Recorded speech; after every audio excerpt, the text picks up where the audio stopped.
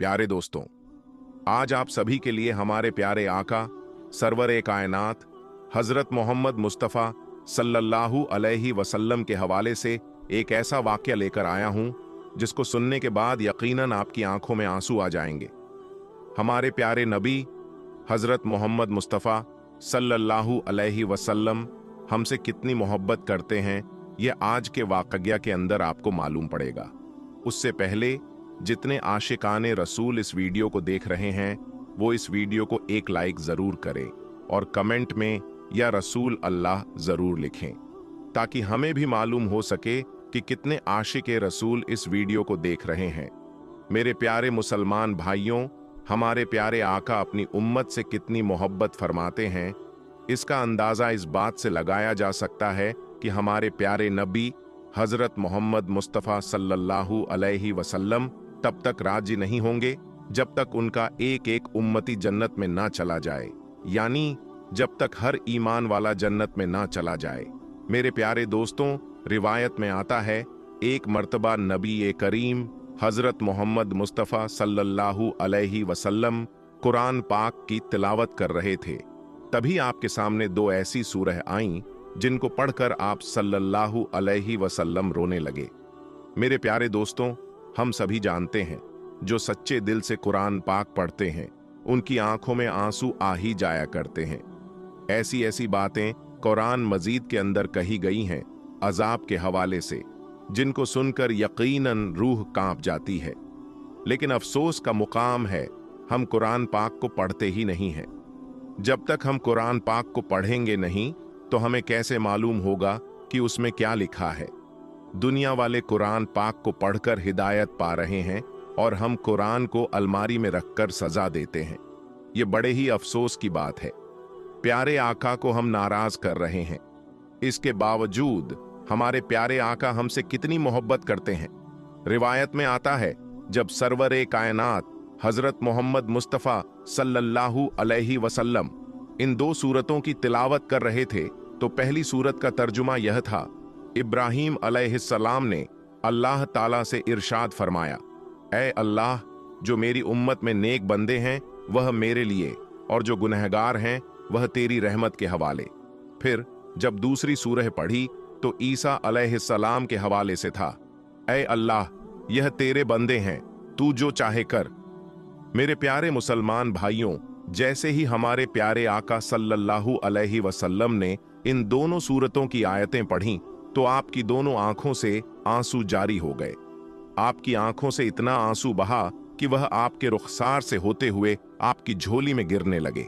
हम सभी जानते हैं अल्लाह ताला इस दुनिया में सबसे ज्यादा जिस शख्स से मोहब्बत करता है वह उसके महबूब सल्लल्लाहु अलैहि वसल्लम है, और यकीनन वह अपने महबूब को रोता हुआ नहीं देख सकता, उन्हें गमजदा नहीं देख सकता।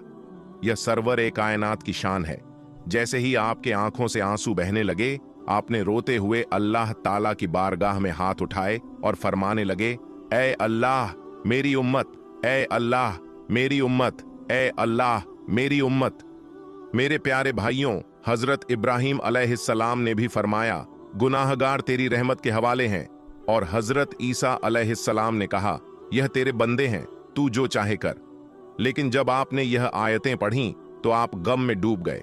आप रोने लगे और अर्ज करने लगे, ऐ अल्लाह मेरी उम्मत। तभी अल्लाह ताला ने जिब्रील अलैहिस्सलाम से फरमाया, ऐ जिब्रील, जाओ मेरे महबूब को मेरा सलाम कहो और पूछो वो क्यों रोते हैं। प्यारे दोस्तों, यह वही परवरदिगार है जो सारी कायनात का मालिक है, जो हमारे रगों से भी ज्यादा करीब है, जो दिलों की बात जानता है। फिर भी अल्लाह ताला जिब्रील से फरमाता है, मेरे महबूब से जाकर पूछो क्यों रो रहे हैं। हजरत जिब्रील अलैहिस्सलाम बारगाह रसूल में हाजिर हुए, सलाम अर्ज किया और कहा, अल्लाह पूछ रहा है आप क्यों रोते हैं। आप सल्लल्लाहु अलैहि वसल्लम ने फरमाया, मुझे मेरी उम्मत का गम रुला रहा है। जिब्रील अलैहिस्सलाम ने अल्लाह की बारगाह में यह बात अर्ज की। अल्लाह ने फरमाया, जिब्रील, जाकर मेरे महबूब को मेरा सलाम दो और कहो घबराएं नहीं, मैं उन्हें इतना नवाजूंगा कि वह राजी हो जाएंगे। फिर जिब्रील अलैहिस्सलाम वापस आए। उन्होंने अल्लाह का सलाम अर्ज किया और कहा, आपका रब आपको इतना देगा कि आप राजी हो जाएंगे। मेरे प्यारे मुसलमान भाइयों, देखें किस तरह से अल्लाह ने अपने महबूब से मोहब्बत फरमाई। कहने का मतलब यह है कि एक ही आयत के अंदर 3 मर्तबा आपका इस्तेमाल किया गया कि आपका रब आपको इतना नवाजेगा कि आप राजी हो जाएंगे। और मेरे प्यारे दोस्तों, यकीनन हमारे प्यारे आका हजरत मोहम्मद मुस्तफ़ा सल्लल्लाहु अलैहि वसल्लम आखिरत में उस वक्त तक राजी नहीं होंगे जब तक उनका एक एक उम्मती ईमान वाला जन्नत में ना चला जाए। प्यारे दोस्तों, जो ईमान वाला हमारे प्यारे आका का उम्मती होगा, अगर वह जहन्नुम में भी चला जाएगा तो हमारे प्यारे आका उसको जहन्नुम से निकालकर जन्नत में दाखिल करवाएंगे। सारे उम्मती जन्नत में जरूर जाएंगे। वो ईमान वाला जिसके दिल में प्यारे आका सल्लल्लाहु अलैहि वसल्लम की मोहब्बत होगी, वो लोग जन्नत में चले जाएंगे। हमारे प्यारे आका सल्लल्लाहु अलैहि वसल्लम कयामत के दिन हश्र के मैदान में सजदा रेज हो जाएंगे और आपके सजदा रेज होने के बाद अल्लाह ताला इरशाद फरमाएगा, ए मेरे महबूब, आप अपनी बात रखिए, आपको राजी किया जाएगा। फिर प्यारे आका सल्लल्लाहु अलैहि वसल्लम रोते हुए आंसुओं से यह बात कहेंगे, ऐ अल्लाह मेरी उम्मत, ऐ अल्लाह मेरी उम्मत को माफ कर दे। उसके बाद अल्लाह ताला एक एक उम्मती को जन्नत में डाल देगा और फिर इरशाद फरमाएगा, ए मेरे महबूब, अपने सर सजदे से उठाइए, आपके रब ने आपकी उम्मत को माफ कर दिया। उसके बाद अल्लाह ताला इरशाद फरमाएगा, ए मेरे महबूब, अब तो राजी होना। और फिर प्यारे आका सल्लल्लाहु अलैहि वसल्लम फरमाएंगे, ए अल्लाह मैं राजी हो गया। मेरे प्यारे दोस्तों, यह है मेरे आका की शान और उनकी मोहब्बत। लेकिन आज हम अपने उसी आका को नाराज करते हैं।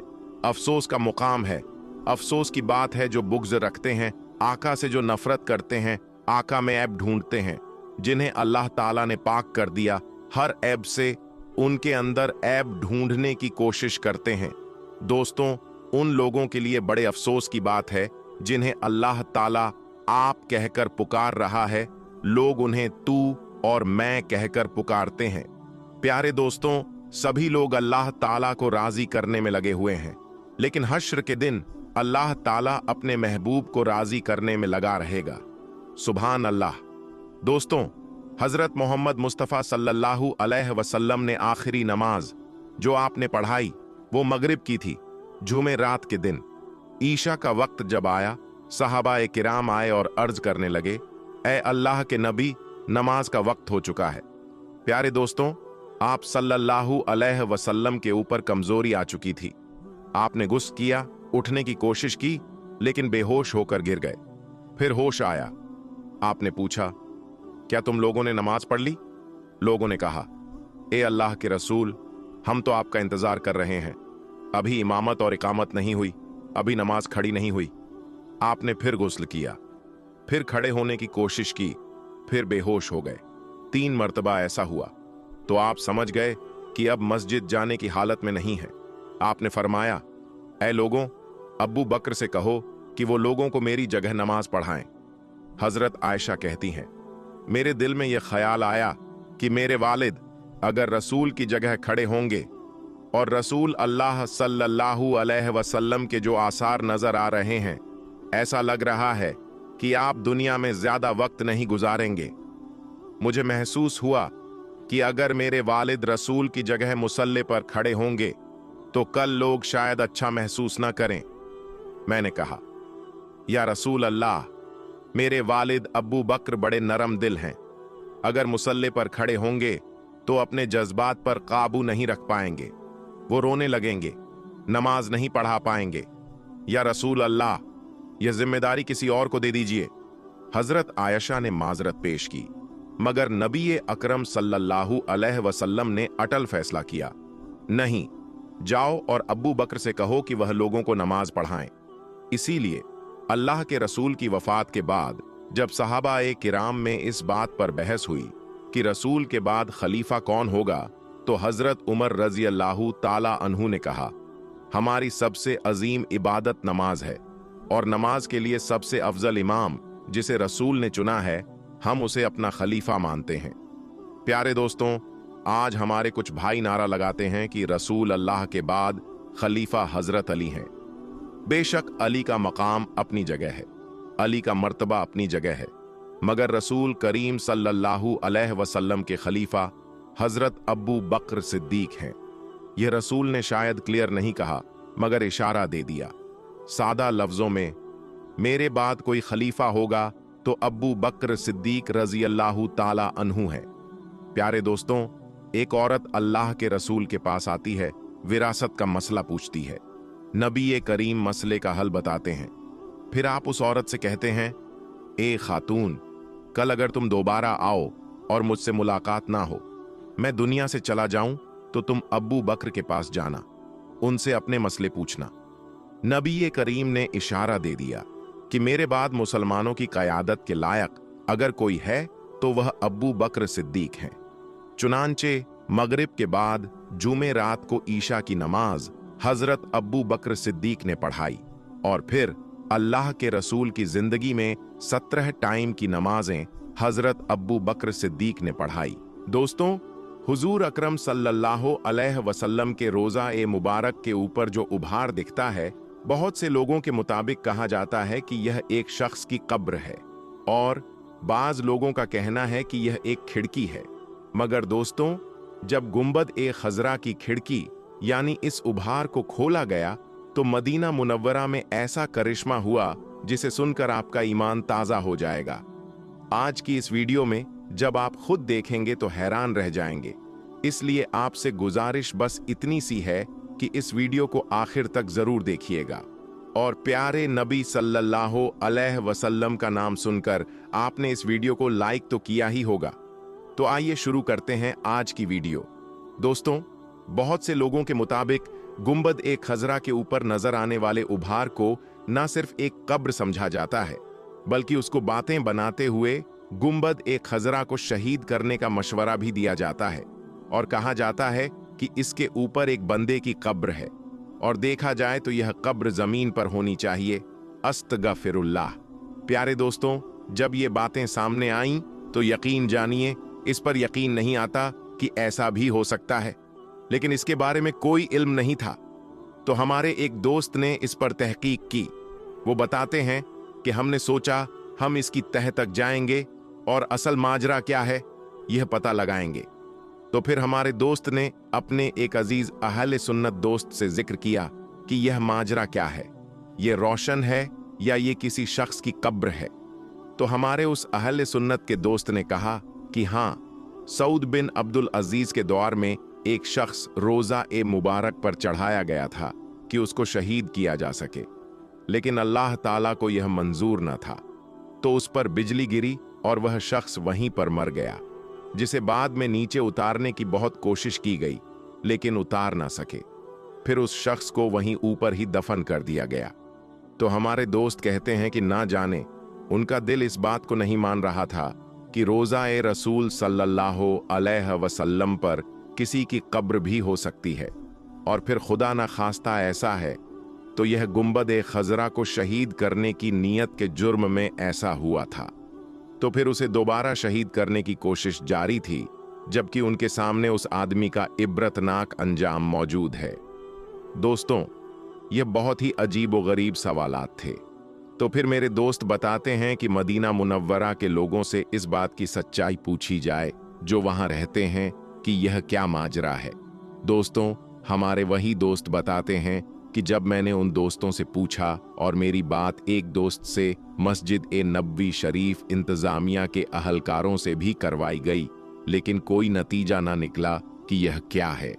किसी को भी नहीं पता, या शायद कोई बताना ही नहीं चाह रहा, लेकिन इसको कोई कब्र भी नहीं बता रहा था कि यह कब्र है।